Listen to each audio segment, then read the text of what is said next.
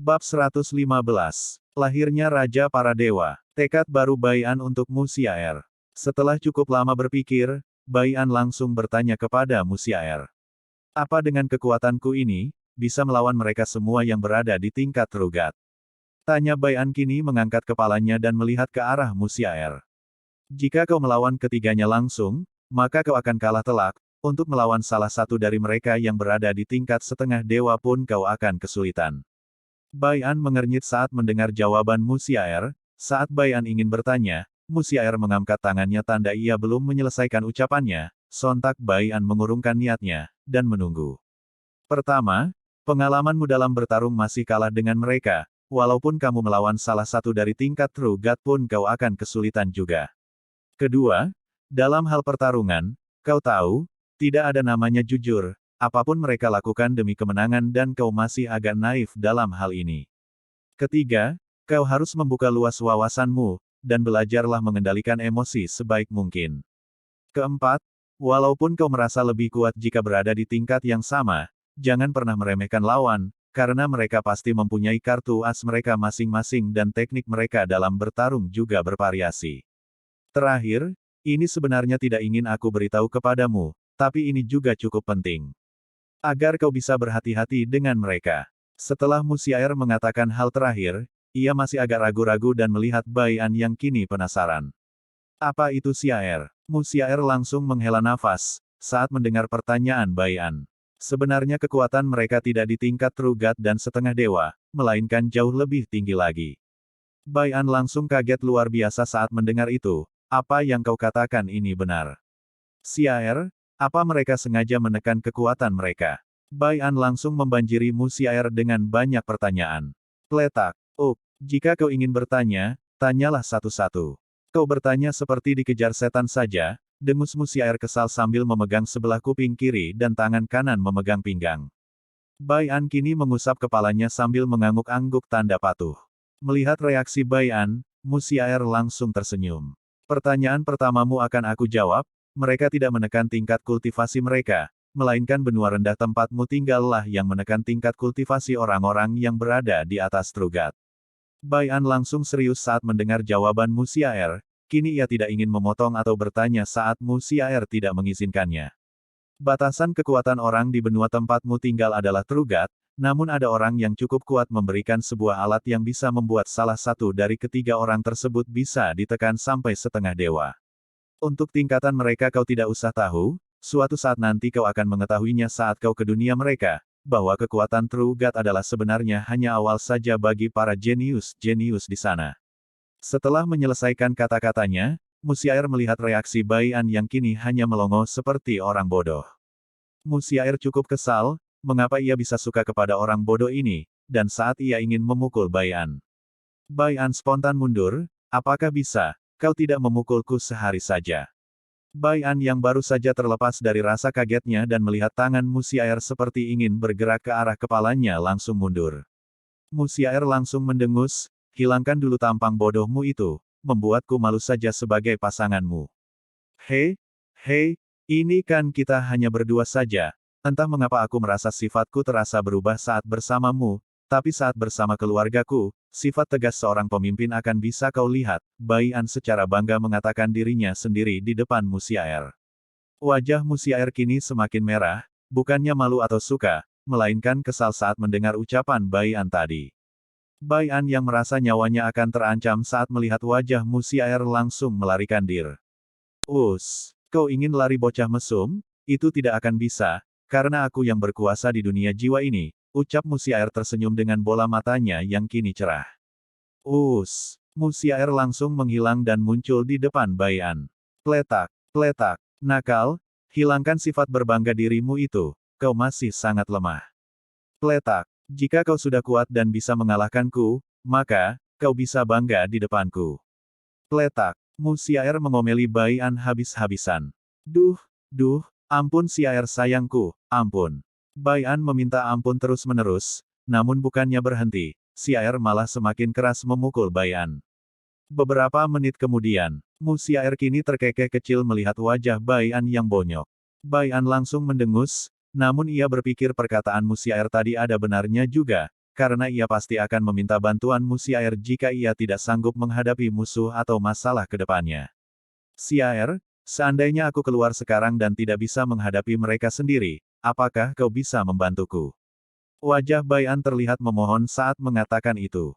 Aku tidak bisa keluar terlalu lama dari dunia jiwa ini dalam wujud manusiaku, dan aku juga tidak bisa membantumu. Kau harus berpikir sendiri bagaimana cara menghadapi mereka, jangan terlalu bergantung kepadaku, itu akan membuat perkembanganmu akan lambat. Musiaer dengan tegas mengatakan hal tersebut agar Bai An tidak terlalu bergantung kepadanya, karena belum tentu dirinya akan ada suatu saat nanti. Bai An langsung lesu, tapi tak lama kemudian sebuah tekad terpancar di matanya, ia kini paham apa maksud perkataan Musiaer yang sebenarnya. Kau tenang saja Siaer, saat kekuatanku sudah cukup. Aku akan membebaskanmu dan kita akan berkeliling dunia bersama suatu saat nanti, aku bersumpah akan hal itu. Mata Bai An langsung menyala berwarna biru, saat mengatakan akan membebaskan Musiaer, Bai An lalu menambahkan. Aku tidak tahu, hal apa yang membuatmu terkurung seperti ini, atau kesalahan apa yang telah kau perbuat, hingga kau begini. Tapi, aku tidak mau tahu akan hal tersebut, yang penting aku bisa bersamamu untuk selamanya dan akan menjagamu dengan segenap kemampuan, walaupun nyawaku sebagai bayarannya. Setelah Bai An mengatakan hal tersebut, mata Musiaer langsung berkaca-kaca, Musiaer langsung melompat ke pelukan Bai An dan menangis tersendu-sendu. Bai An langsung mengusap rambut Musiaer secara perlahan-lahan, untuk menenangkan Musiaer. Terima kasih An Gege. Suara Musiaer sangat pelan, namun Bai An dapat mendengarnya. Bai An langsung mengangguk, mulai sekarang apapun masalahmu, jangan pernah menyimpannya sendiri jika kau menganggapku sebagai pasanganmu. Musiaer langsung mengangguk. Cukup lama Musiaer berpelukan dengan Bai An, hingga ia melepaskan pelukannya dari Bai An. An Gege lebih baik kau keluar, mereka sudah sangat khawatir terhadapmu, dan ingat berjuanglah lebih keras dari, tapi kau harus hati-hati, jangan ceroboh, atau aku akan menghajarmu. Dengan cepat Bai An mengangguk patuh seperti anak ayam, saat mendengar ancaman Musiaer. Baiklah Siaer aku akan keluar, bisakah kau mengeluarkanku? Musiaer mengangguk, lalu membuat sebuah lubang hitam, masuklah An Gege, kata Siaer sambil tersenyum kepada Bai An. Bai An mengangguk, dan mengusap kepala Musiaer lalu masuk ke dalam lubang hitam tersebut bersamaan dengan lubang hitam tersebut lenyap. Bab 116. Cairan penguat jiwa dan Musiaer berulah. Bai An kini melihat tubuh palsunya dan melihat banyak sekali orang yang berada di sana, termasuk Ratu Elf Sephira. Bai An tertegun saat melihat kecantikan elf tersebut, namun dengan cepat Bai An kembali sadar, saat merasakan tubuhnya tiba-tiba merinding. Bagaimana caraku ke sana? Sedangkan banyak orang di sana, jika aku ketahuan, maka mereka akan curiga dan pasti akan banyak pertanyaan yang akan membuatku pusing, gumam Bai An dalam hati. Jadi seperti ini rasanya ditanya. Pasti Musiaer sangat kesal saat aku bertanya banyak pertanyaan, gumam Bai An lagi terkekeh kecil. Saat ini, Long Yuan kini sedang melihat barang aneh berbentuk cairan berwarna biru kehijauan, apa ini? Baru kali ini aku melihat cairan seperti ini untuk menyadarkan seseorang. Yang bertanya bukanlah Long Yuan, melainkan Mo Shen, nadanya saat bertanya pun penuh curiga. Itu air suci peninggalan leluhur kami, kau jangan menunduh yang tidak-tidak, dengus Ratu Sephira. Aku tidak percaya, walaupun para elf berprofesi dalam bidang penyembuhan, siapa tahu ini racun. Kita tidak tahu, mungkin ada niat terselubung dari dirimu, balas Mo Shen lagi lebih keras. Long Yuan kini mulai kesal, setiap mereka bertemu, pasti mereka berdua akan berdebat dan yang mereka debatkan adalah masalah kecil yang mereka besar-besarkan. Untuk Bai An yang melihat itu, kini ia tertawa sambil menutup mulutnya. Bai An jadi teringat ayah dan pamannya Shen Bai yang sering melakukan hal ini, mereka adalah pasangan yang serasi, gumam Bai An tanpa sadar. Apakah kalian bisa berdebat di luar saja? Long Yuan langsung berkata dengan nada dingin, hal itu membuat keduanya yang asik berdebat langsung menjadi diam. Apa kau yakin ini bisa membuat Tuan Muda sadar? Tanya Long Yuan, ia terlihat agak tidak percaya dengan cairan tersebut. Bai An yang mendengar itu langsung menatap cairan tersebut dengan teliti. Ia merasa pernah melihat garis bawahnya tapi Bai An bingung, itu di mana? Itu air jiwa, air tersebut bagus untukmu, itu bisa membuat kekuatan jiwamu bertambah kuat. Musiaer langsung bicara di dalam pikiran Bai An, Tapi bagaimana cara untuk mengambilnya atau meminumnya, sedangkan aku yang asli di sini? Tanya Bai An langsung dengan cukup bersemangat. Itu gampang, orang bodoh seperti dirimu tidak akan pernah bisa berpikir luas. Setelah mengejek Bai An, Musiaer keluar dalam wujud api emas dan melesat keluar tanpa menunggu jawaban dari Bai An. Tak lama kemudian, duar, bom, ledakan dahsyat terdengar dan mengguncang daratan barat. Tak lama kemudian Musiaer kembali dan langsung masuk ke dalam tubuh Bai An yang kini sedang ternganga melihat apa yang dilakukan Musiaer. Bai An tidak pernah berpikir, Musiaer melakukan hal mengerikan seperti itu untuk membuat orang-orang yang berada di ruangan tempat Long Yuan keluar semua melihat apa yang terjadi. Ada serangan, seru Mo Sen panik saat mendengar suara ledakan, mereka semua langsung keluar melihat siapa yang menyerang mereka. Bai An yang masih menganga kini sadar saat mendengar sebuah suara. Apa yang kau lakukan? Bodoh, cepat ke sana, suara Musiaer terdengar kesal. Bai An tanpa menunggu langsung melesat ke tempat tubuh palsunya berada, ia langsung membakar tubuh palsunya hingga menjadi debu, lalu Bai An langsung tidur di ranjang. Beberapa detik kemudian, Long Yuan pertama kali kembali dengan wajah khawatir dan saat melihat Bai An masih di sana, Long Yuan langsung menghela nafas panjang. Long Yuan berpikir itu adalah jebakan untuk mereka, agar mereka bisa membunuh Bai An. Siapa yang berani menyebabkan kekacauan ini? Jika aku menemukannya, maka akan kuhajar, Mo Sen yang baru datang langsung berkata dengan nada kesal. Ratu Sefira tersenyum sinis lalu berkata, melihat kehancuran yang disebabkan orang tersebut, maka kau akan jadi daging cincang jika bertemu dengannya. Mo Sen langsung melotot ke arah Ratu Sefira, Bai An yang menjadi pendengar setia kini tersenyum dalam hati, sedangkan Musiaer kini kesal dan ingin menghajar Mo Sen, namun ia coba untuk tahan. Setidaknya bukan saat ini ia menghajar Mo Sen. Long Yuan kini menghiraukan mereka berdua, ia lebih fokus melihat cairan tersebut lalu melihat Bai An. Sejujurnya ia ragu, namun ia mencoba bertaruh untuk hal ini.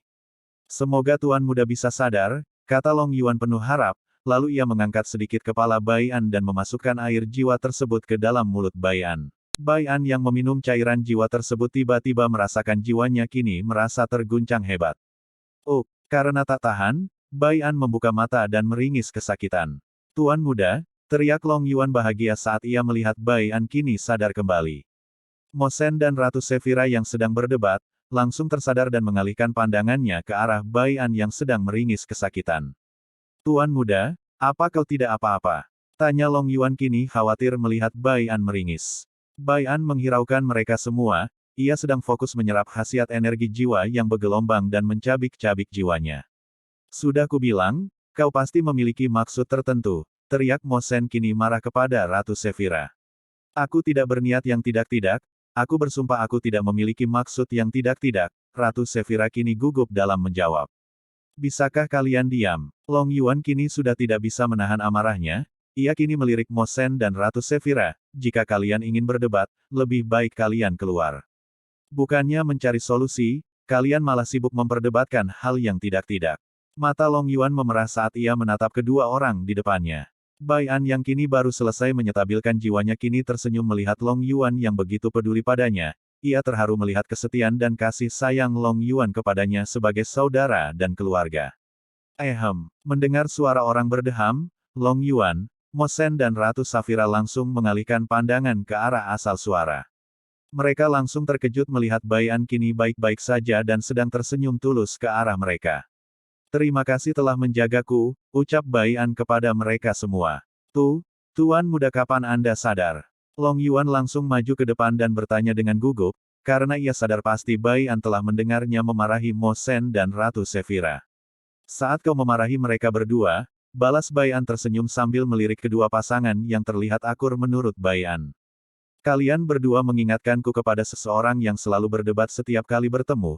Namun mereka adalah sepasang sahabat yang selalu saling mendukung di saat ada masalah serius, kata Bai An kepada Mo Sen dan Ratu Sefira. Long Yuan yang mendengar itu kini teringat dengan Tuan Bai Chen dan Sen Bai, tak lama Long Yuan ikut tersenyum sendiri.